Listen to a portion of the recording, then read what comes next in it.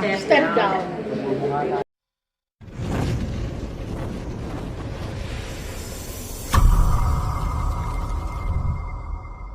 Sinabi na po ng DOE na meron na lamang po tayong 45 araw na supply ng langis.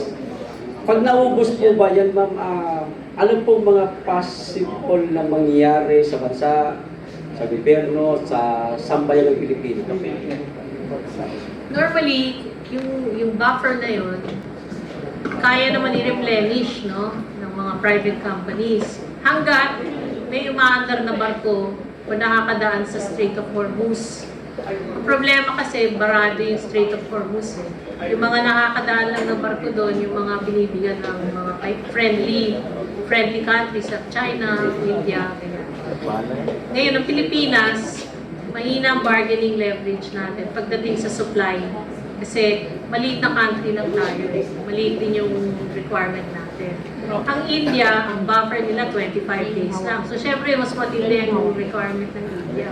So, yung mga ganung mga bansa, yun yung mga uunahin. Baga sa pila tayo, medyo nasa ganyan. So, hindi tayo makakaasa na yung buffer na 45 days or 30 days na sinasabi ng gobyerno ay kayang panindigan. So, kaya nga, kung nawalan tayo ng supply ng crudo, lahat yan, stop. It's worse than a lockdown. Kasi wala tayong kuryente, wala tayong gasolina, wala tayong... So maaari pong magiging mas malala pa po ito kaysa sa pandemya ng COVID. Yes. Oo, kasi titigil lang ekonomiya talaga. Pandemya tuloy-tuloy, may gasolina. At hindi tayo iniiwan ng admit ng gobyerno nung panahon ng COVID. Yun yung pinaka malaking pagkakas. Alaga tayo. At detalyado ang ating informasyon noon, hindi tayo nakakulong sa hawla. Sabi nga, kapatid ni Ma'am Cora, there was then good governance. No? Good governance. Sabihin, may malasakit ang pamahalaan sa kanyang mamamayan ng mga panahon na may krisis tayo dun sa COVID. Sayang talaga yung pagkakataon, no? Hindi ko malaman kung ano yung lapses or lacking sa leadership. Siguro, protektado kasi yung mga nakapaligid na mga kinatawan na dapat kasama niya, kasangga niya sa pagprotekta sa bayan. Pero ang nangyari, sila nagtatakipan. The fact that nililindang nila tayo na magpahanggang ngayon in denial sila para sabihin sa atin na maganda, may krisis na. Nasa krisis na po tayo. Nag-triple na halos ang presyo ng gasolina, wala pa rin krisis, parating pa lang. Ano ba naman yan? Natutulog tayo sa kampungan, nakakatawa. Kasi parang ang style ngayon is scamming talaga. Yung pag-scammer ka kasi, may plano ka na forever linlangin mo yung biktima mo.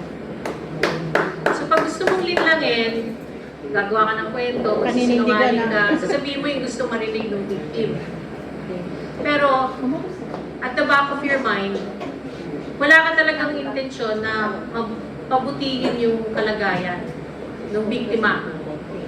So, ganun yung situation natin ngayon. We are all victims of a scammer. Dito, especially sa Southeast Asia, tayo lang ang 97% ang itinaas ang presyo ng langis. Yung iba, less than 50%, na inayos nila yung presyo para hindi masyadong maramdaman. And ano sabi ni Ma'am Cora? Make our government accountable. Yes! Oo nga. Bakit yung iba nagawa, bakit tayo hindi? Ibalik mga malita. Actually, kahit hindi nila, speaking of that, no, kahit hindi ibalik, pero yung kasi yun ang realidad. Hindi nyo rin magagamit yung mga pinitik nyo. Dahil kung di rin kayo makakapunta sa pagtataguan nyo. Dahil wala ang pangbiyahe. Walang crudo. Sama-sama tayo. And then, si Ma'am muna, tapos si Sir. Nauna si Ma'am. Ma'am is, sa panahon po ngayon na napakabigat po ng suliranin ng ating bansa. Sa tingin niyo po ba, kaya po ba nila itong gawa ng paraan, isusustain, pagkatapos po ng napakalaking korupsyon na nangyari sa ating bansa? Saan po sila huhugot ng pundo para i-sustain po itong problemang ito? Nasa sa totoo lang, ang dami ng pera ng departamento ng gobyerno na kinuha nila. Saan sila huhugot? Wala na magpapautang sa atin. Then alam ng ibang bansa na kung magpapautang sila, mapupunta lang sa iilan. At alam nila kung saan pumupunta yung pera. Sa tingin niyo po ba, kaya sila nagbingi-bingihan, nagbulag-bulagan sa problemang ito dahil wala talaga silang gawing solusyon dahil saan sila kukuha ang hugot ng pundo? Okay. Tanong ko lang ma'am, sa tingin niyo po may solusyon pa po silang magagawa? Salamat po, Ma'am Cora. Di ba sabi ko, we're Step being led down by na. a scammer? Yes. Ang scammer, magnanakaw. Ang magnanakaw, susoli ba niya yung ninakaw? Hindi. Step Kasi down. hindi niya Ang aaminin. magnanakaw ba, aamin? na Hindi nanakaw? rin. So yun yung mga tanong ko kasi, kasi maski discussion tayo dito na hanggang blue na yung face natin. Wala din mangyari. Sa tingin nyo, mangyayari yung mga tanong ko? Wala. Walang malasakit. Balik rin natin yung tanong, ma'am. Kanina tinanong nyo, ma'am, kung masusolusyonan pa ba ang problema. Ito, tanong. Diba? Ang tanong ko sa sambayan ng Pilipino, kasama po na lahat ng ating mga vloggers, we will include, of course, our beloved guest panelists today, Ma'am Cora. Ang tanong ko, di ba actually yung sagot sa tanong ninyo at tanong ko ngayon, nasagot na kanina sa pamamagitan ng dalawang salita lang na nanggaling sa ating guest. That is the only solution to our problem sa crisis. Step down. Ma'am, you can repeat the answer again, ma'am, para baka hindi nila narinig. Yeah, the hard, ano yun? One hard decision that The government hard decision is to Step down. Nauna, baba. Lagi sinasabi ng ating gobyerno na walang crisis.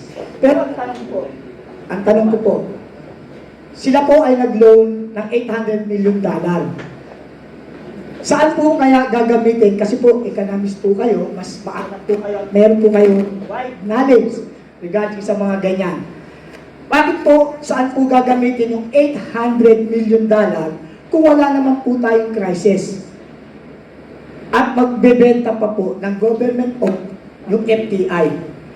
Ang tanong ko po, yun po, saan po gagamitin kaya ang $800 million na inutang nila sa World Bank ng bangag na administrasyon?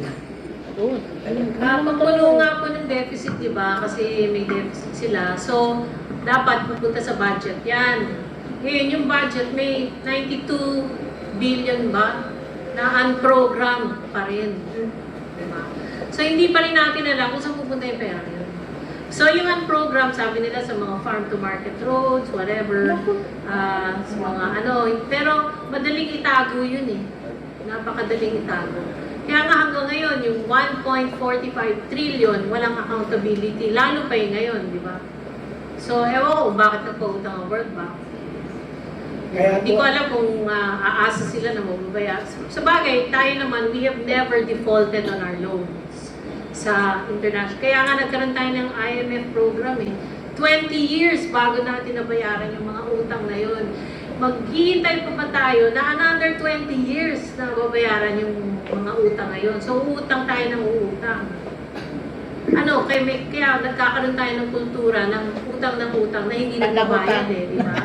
Maraming Pilipinong ganun eh, mahilig umutang. Naging kultura na. So, let's stop that vicious cycle na pangutang kung kaya. Ang Davao, wala nang utang. Diba? kaya dapat po talaga step down Yun. ang Pangulo, bangag.